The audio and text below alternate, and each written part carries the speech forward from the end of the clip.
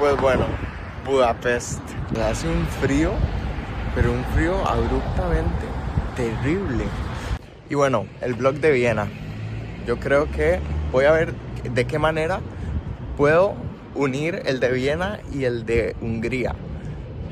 Para así entender el imperio austrohúngaro en una sola vez. Y también porque fue tanta historia la que intenté contar de pronto que creo que no le llegué al 100% de ella. Entonces voy a intentar contarla toda de la mejor manera, sin que el blog sea tan largo, especialmente para que mis hijos estudien mejor. Cuando en el colegio mis hijos tengan que aprender del imperio austrohúngaro, yo les enseño esto.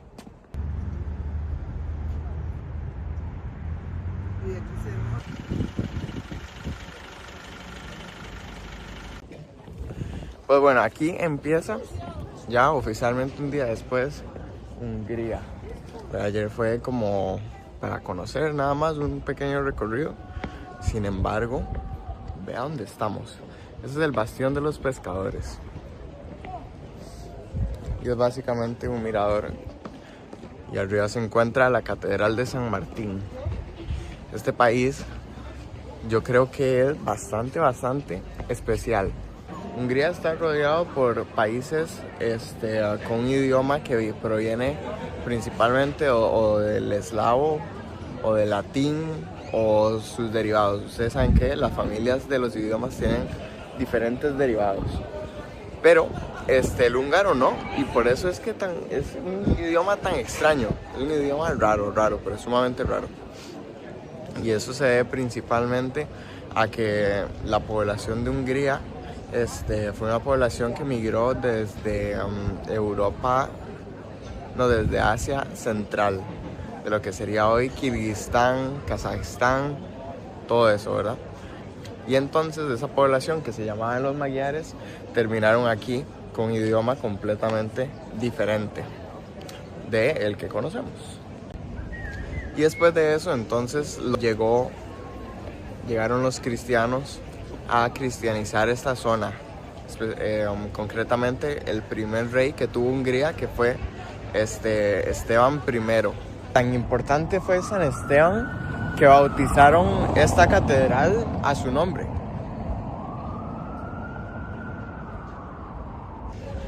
Que le conocían como el Grande o el Santo, ¿no? Entonces así fue como se cristianizó Hungría en el año 800, 900 por ahí. Bueno, y no fue como hasta ya se me olvidó, 1508 que los turcos otomanos, el imperio otomano, llegó e invadió Budapest. Porque ahora estamos en Buda. Ustedes saben que Budapest se divide, creo que ayer lo dije, se divide en Pest, que es de esa zona, que ahí está el parlamento, y Buda, que es la zona que venimos a visitar el día de hoy, con este castillo barroco imperial que fue reconstruyéndose poco a poco. Lo que pasa es que llegaron los mongoles e intentaron invadir Buda. Ok, entonces nada más para clarificar, después de que los magiares se asentaron y quedase el cristianismo, llegaron primero los mongoles y luego los otomanos.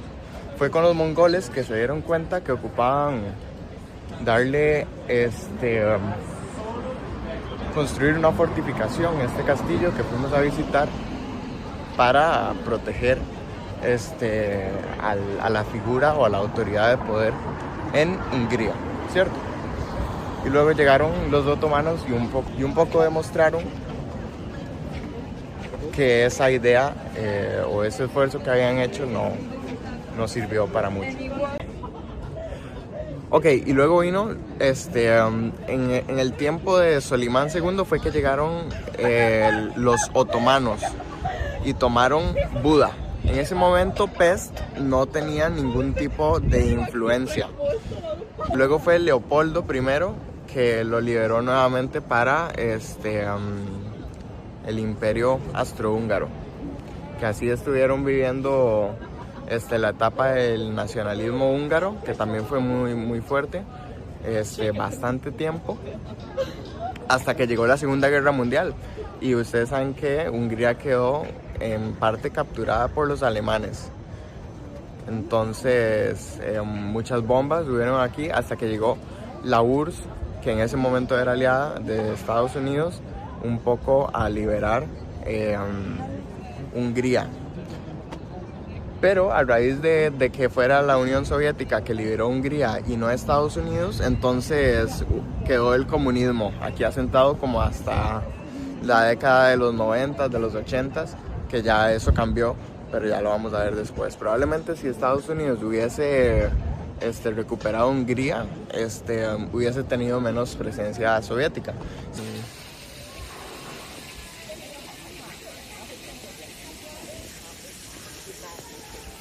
Y yo vuelvo a ver la Casa Amarilla en Zapote y me pregunto, ¿por qué? ¿Por qué me hacen esto? ¿Por qué tengo que sufrir? Teniendo esta posibilidad, si el ser humano logra hacer esto, ¿por qué en Zapote tenemos que tener la Casa Amarilla? Que de hecho este palacio tuvo que ser reconstruido bajo varias etapas de la historia. Entonces vea, por ejemplo, no se va a escuchar, pero aquí usted toca y se siente más hueco un lado del otro. Y eso se debe muy probablemente a las bombas de las guerras mundiales. De hecho, déjenme ver si puedo enfocar. Todavía se ven como en la fortaleza de San José las balas aquí.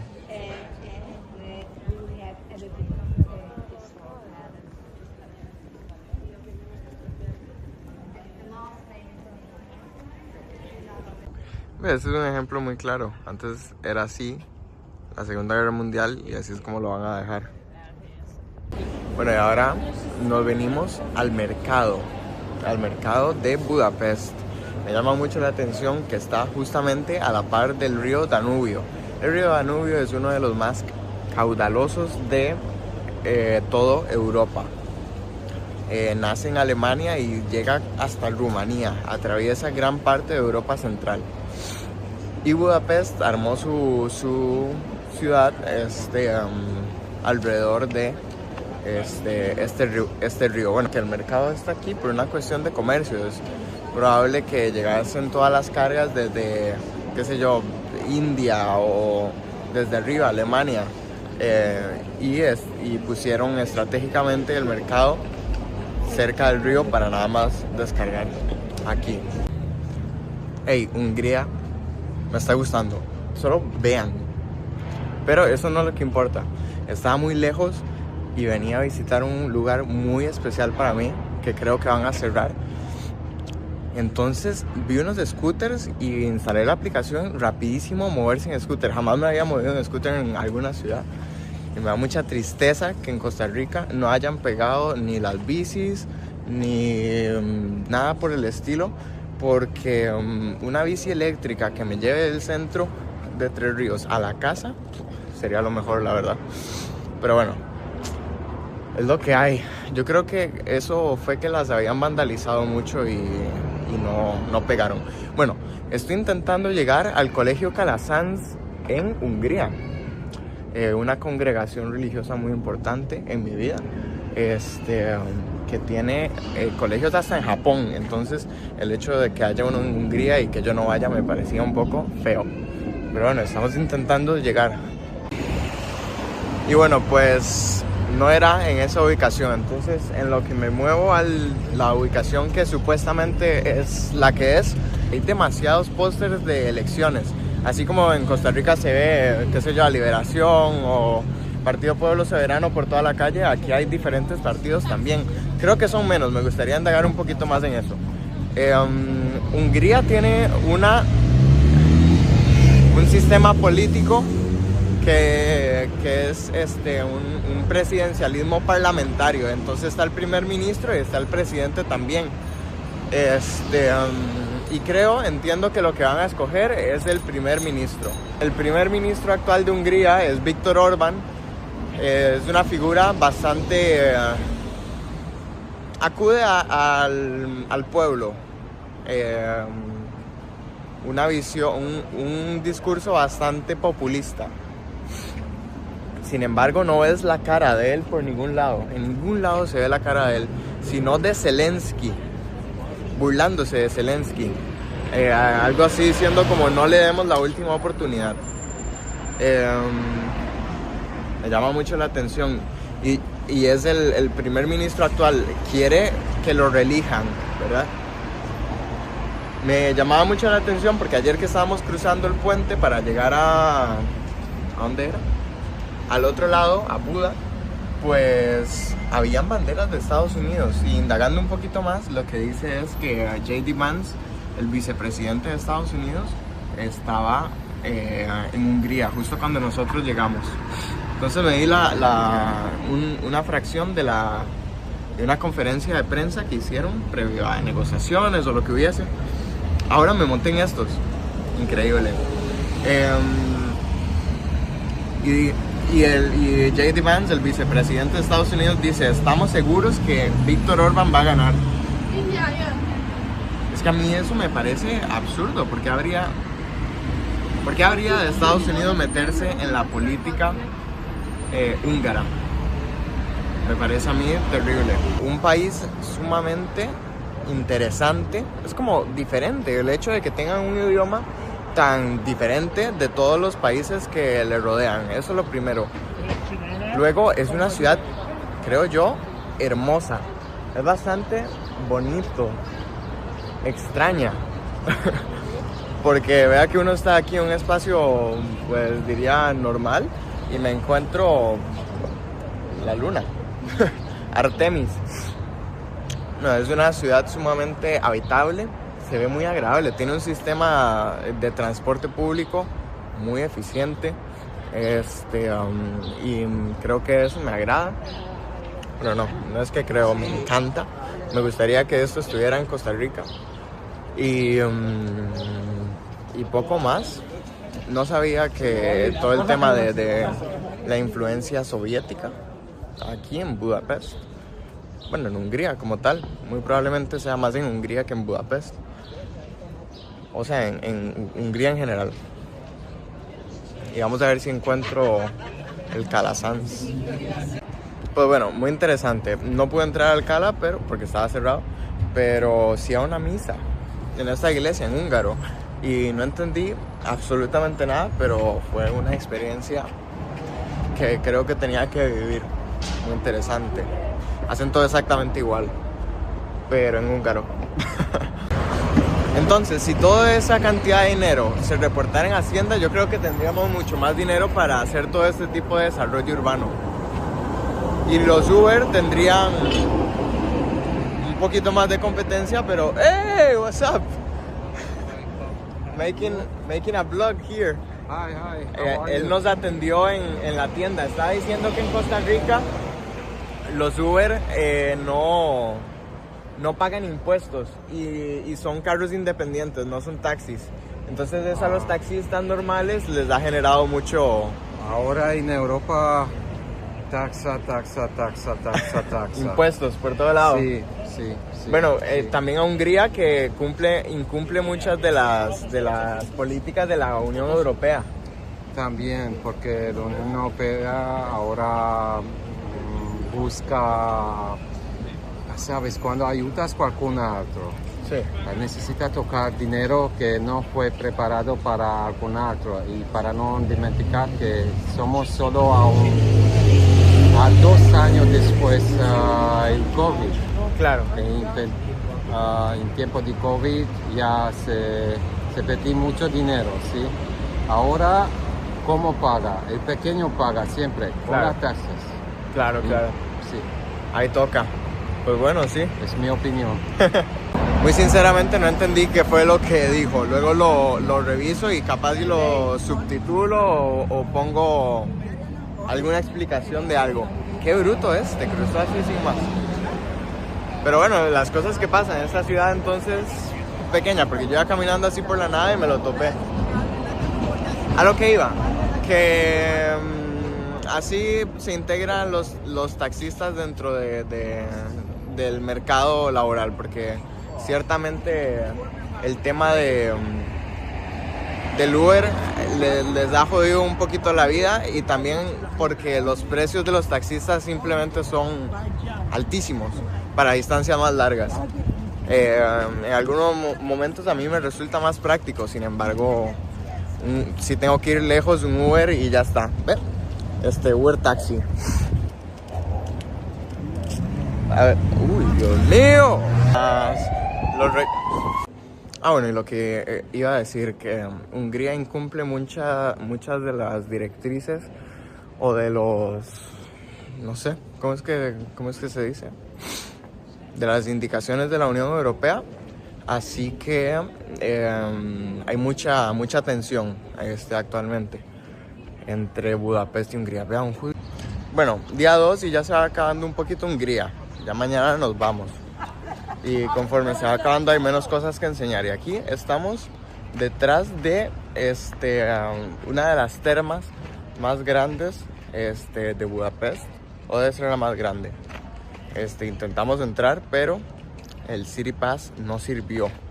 Entonces, si vienen, no compren el City Pass, sino que, o sea, pueden comprar el City Pass, pero solo les da un 20% de descuento, y la diferencia de precios entre el City Pass y la entrada no lo vale. Pero básicamente estas termas tienen un origen de los turcos, de los baños turcos, porque aquí cuando invadieron los otomanos empezaron con ese tipo de costumbres. Entonces eso se fue adoptando. Me hubiese gustado grabarlo por dentro, pero no me dejaron pasar, entonces lo enseño por aquí afuera.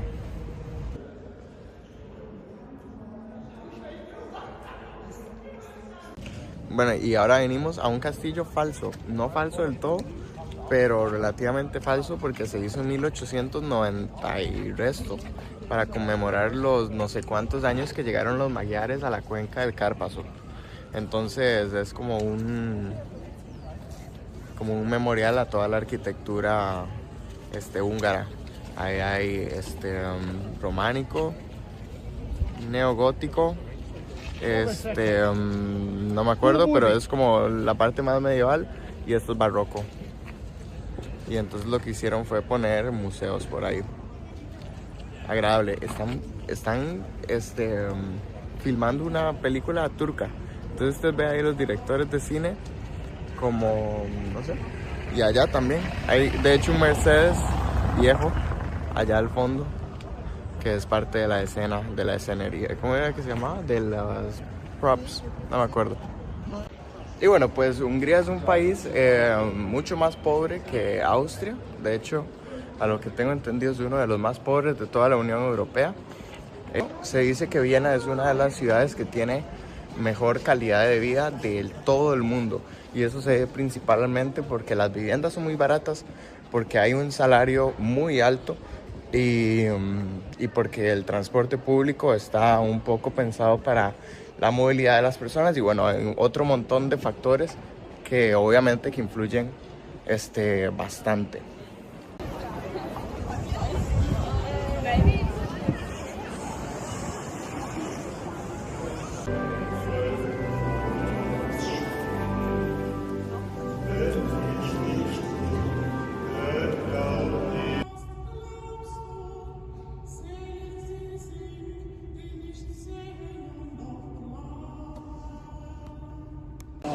Y bueno, del Imperio Austrohúngaro, esta es como la parte más importante. Esta es la entrada del palacio. Y el Imperio Austrohúngaro fue sumamente importante porque controló gran parte de los Balcanes y el Adriático. De hecho, ahora que estuvimos en Croacia, se veían muchas cosas del Imperio Austrohúngaro todavía. A partir de 1860, una cuestión así, pasó de ser solo Austria, que estaba controlando el poder, a ser un poder dual entre Hungría y Austria, que eso era lo que lo diferenciaba de Francia, porque Francia era un solo poder unitario. Entonces, bastante interesante, la verdad.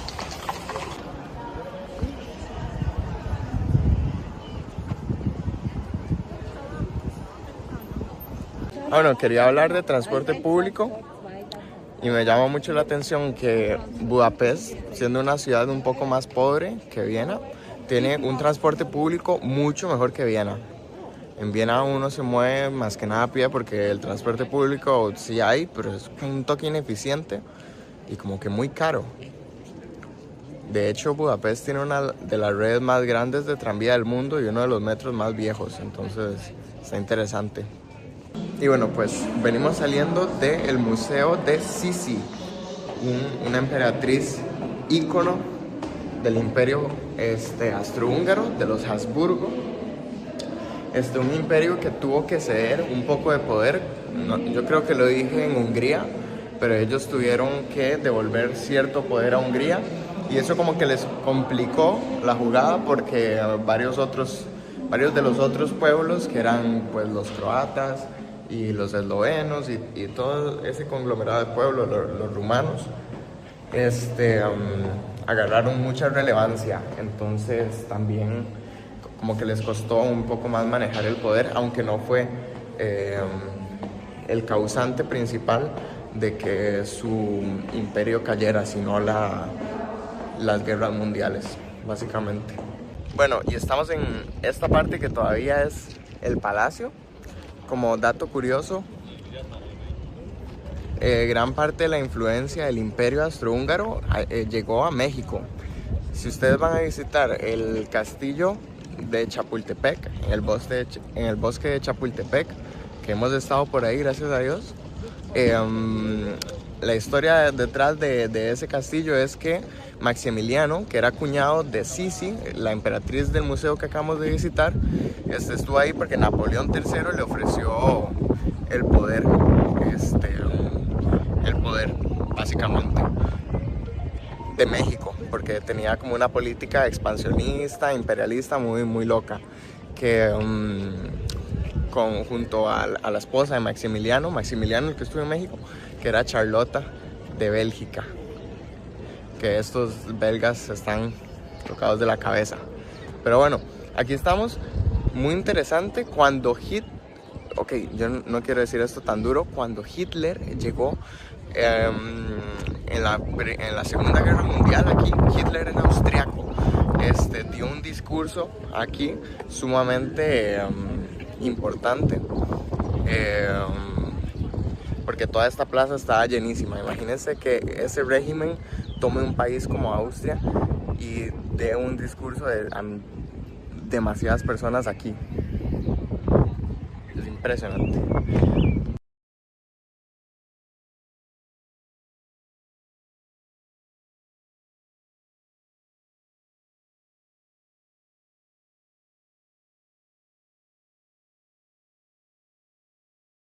Y bueno, aquí con el Belvedere de fondo, la residencia de verano.